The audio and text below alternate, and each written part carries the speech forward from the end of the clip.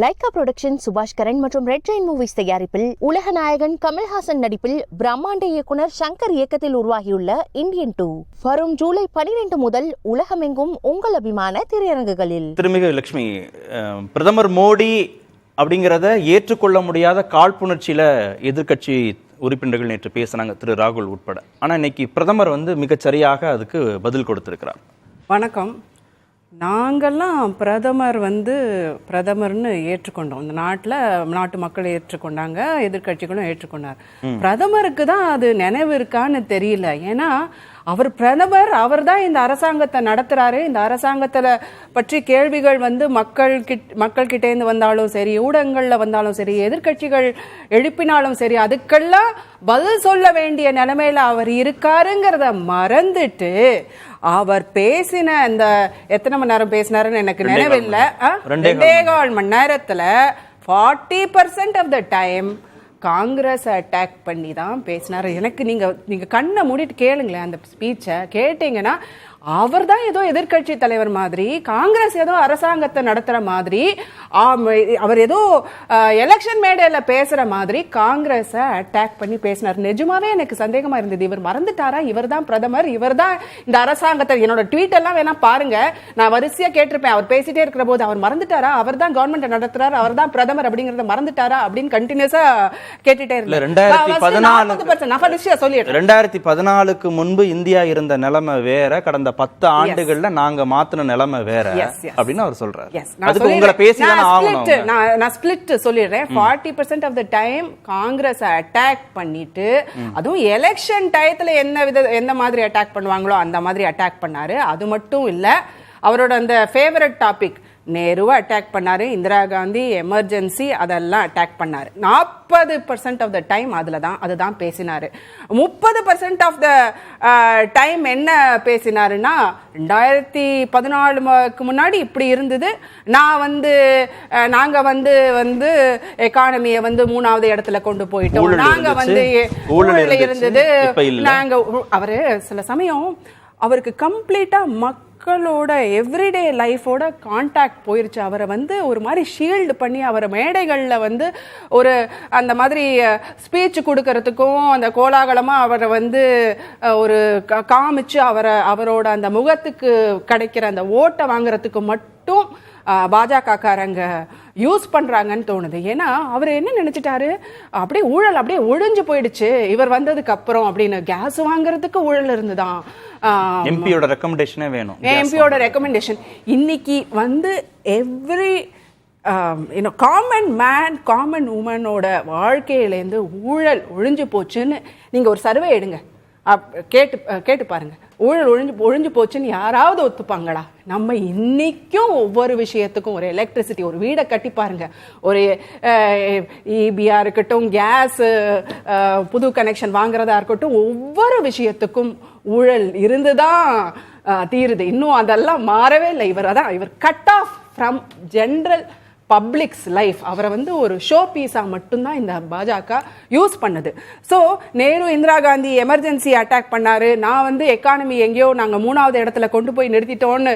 இன்னைக்கு விலைவாசியை பத்தி அவருக்கு ஒன்றும் தெரியல, இளைஞர்களுக்கு வேலை வாய்ப்பு இல்லை, அக்னிவீர் பிரச்சனையை பற்றி திரு ராகுல் காந்தி அவர்கள் நிறைய கேள்விகளை அடுக்கினார். அதுக்கெல்லாம் அவர்கிட்ட இருந்து ஒரே ஒரு பதில், எதையுமே நம்பாம, அதெல்லாம் நீங்க வச்சீங்க, அதெல்லாம் எதையுமே நம்பாம மீண்டும் 3வது முறையாக மக்கள் எங்களுக்கு வாக்களித்திருக்காங்க உத்தரப்பிரதேசத்துல. அதனாலதான் அவங்களுக்கு வாக்களிச்சாங்களா?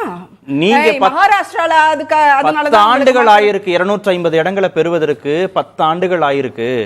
காங்கிரஸ் 99ங்கிறது 100க்கு வாங்கல, 543க்கு அவங்க வாங்கியிருக்கிறாங்க.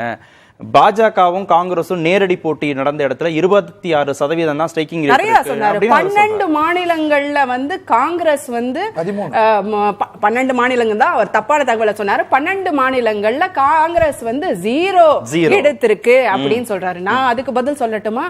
10 மாநிலங்கள்ல பிஜேபி 0 எடுத்திருக்கு. மாநிலங்கள் என்னன்னு சொல்லிடுவா, மாநிலங்கள் யூனியன் டெரிட்டரி. அவர் ரெண்டுத்தையும் சேர்த்து தான் சொன்னாரு. தமிழ்நாடு, லத்தாக், புதுச்சேரி, மணிப்பூர், பஞ்சாப், சண்டிகர், லட்சதீப், மேகாலயா, மிசோரம், நாகாலாந்து 10. நீங்களும் அவர் சொன்ன நீங்க மாநிலங்கள், யூனியன் டெரிட்டரிஸ் எல்லாமே அதே மாதிரி தான் அவர் சொன்னதும் அதேதான். அவர் சொன்னதும் ஆட்சி அதேதான். பிடிச்சிருக்குங்க. So, 4 மாநிலத்துல இல்ல, ஆட்சி அவர் பிடிச்சிருக்கு. சொன்னதுக்கு நான் பதில் சொன்னேன். 12 மாநிலங்கள்ல யூனியன் டெரிட்டரிஸ்ல காங்கிரஸ் வந்து 0 சீட்ஸ் அப்படின்னாரு. அதுக்கு பதில் பிஜேபி 10 மாநிலங்கள் யூனியன் டெரிட்டரிஸ்ல 0 சீட். இந்த மாதிரி எலெக்ஷன் அவர் என்ன பேசலங்கறத பத்தி பேசுவோம். நீங்க பொய் சொல்றீங்க. இல்ல, அக்னிவீர் காங்கிரஸ் பொய் சொல்லுச்சு. கன்வின்சிங் பதில் வந்துச்சா? இளைஞர்களுக்கு வந்து ஒரு பொய்ன்றாரு. அப்புறம் எப்படி கன்வின்சிங் பதில் எதிர்பார்க்கறீங்க? காங்கிரஸ் சொல்றது பொய்ன்றாரு, அப்புறம் கன்வின்சிங்கான பதில் பிரதமர் எப்படி சொல்றாரு? இளைஞர்களோட எதிர்காலமே வந்து கேள்விக்குறியா இருக்கு. அவங்கள வந்து ஒரு பயிற்சின்னு ஒண்ணு கொடுப்பீங்க, காம்பேட் ட்ரைனிங் கொடுப்பீங்க, அதுக்கப்புறம் அவங்களுக்கு வேலை நிரந்தரம் இல்ல, அவங்கள அப்படியே விட்டுடுவீங்க அப்படிங்கிறது ரைட்டா அப்படிங்கிற கேள்விக்கு அவர்கிட்ட இருந்து ஒரே ஒரு பதில் தான் வந்தது. அவர் என்ன சொன்னாரு? நாங்க வந்து we want to அதாவது யங் யூத்தா ஆக்கணும். இத வந்து சுயசார்பு உடையதாக இளைஞர்களை நிறைய பேரை வந்து ராணுவத்துல கொண்டு வரணும். அதுக்காக தான் இந்த திட்டம் கொண்டு வந்தது. இளைஞர்கள் மட்டும் வந்தா போதுமா? அவங்களுக்கு adequate ட்ரைனிங் வேணாமா? அவங்களுக்கு அந்த மொரால் ஆஃப் த ஆர்மின்னு சொல்லுவாங்க இல்ல, நாளைக்கு வேலையே இருக்காது, எனக்கு வந்து என்னோட வேலை வந்து நிரந்தரம் இல்லை அப்படிங்கிற போது எந்த ஒரு கான்ஃபிடன்ஸோட அவங்க வந்து அவங்களுக்கு போருக்கு போய் அவங்க ஃபுல்லா ஒரு அர்ப்பணிப்போட அந்த வேலையை பார்ப்பாங்க அப்படிங்கிறது ரெண்டாவது கேள்வி இல்லையா? அவங்களுக்கு கொடுக்குற அந்த ட்ரைனிங் வந்து மாடர்ன் எக்யூப்மெண்ட்லாம் வாங்குறோம்னு சொல்றாருல, அந்த எக்யூப்மெண்ட்டை ஹேண்டில் பண்ற அளவுக்கு அவங்கள நம்ம எக்யூப் பண்றோமா அப்படிங்கிறது கேள்வி இல்லையா? அவங்களோட ஃபியூச்சர் அவங்க அதுக்கப்புறம் என்ன பண்ணுவாங்க? அந்த 4 வருடமோ என்னவோ ட்ரைனிங் கொடுத்துட்டு யூஸ் பண்ணிட்டு த்ரோ பண்றீங்க. இந்த கேள்விகள் எல்லாம் தான் எழுப்பினார் ராகுல் காந்தி அவர்கள்.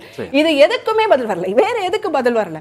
காஷ்மீர்ல நாங்க 370 நீக்கிட்டோம்னு பெருமை பெற்றுக் கொண்டார்.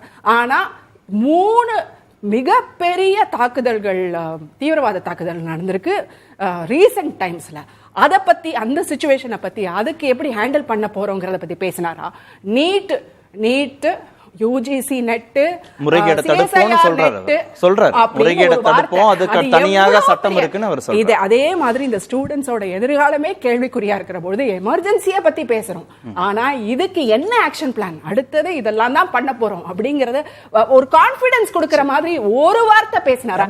இன்னைக்கு ஒரு இளைஞர் அவரோட அந்த ஸ்பீச்ச கேட்டானா, இளைஞன் வந்து ஒரு ஸ்பீச்ச கேட்டாங்கன்னா அவங்க கிட்ட பிரைம் மினிஸ்டர் கிட்ட இருந்து ஏதாவது ஒரு கான்ஃபிடன்ஸ் கிவிங் ஒரு வார்த்தை வந்ததா? அவங்களுக்கு தெரியவே தெரியாது. நீங்க வந்து 50 வருஷத்துக்கு முன்னாடி எமர்ஜென்சி, அதுக்கு முன்னாடி நேரு காலத்துல இப்படி இருந்தது அப்படின்னா அவங்களுக்கும் அவங்களோட ஃபியூச்சருக்கும் அதுக்கும் என்ன சம்பந்தம்? அவங்க என்ன கேட்பாங்க? இதெல்லாம் மாத்தணுங்கிறதுக்கு தானே உங்களை வந்து நாங்க எலெக்ட் பண்ணிருக்கிறோம். நீங்க அதே பழைய கதையை பேச போறீங்கன்னா எதுக்கு நீங்க வந்திருக்கீங்க பிரதமரா?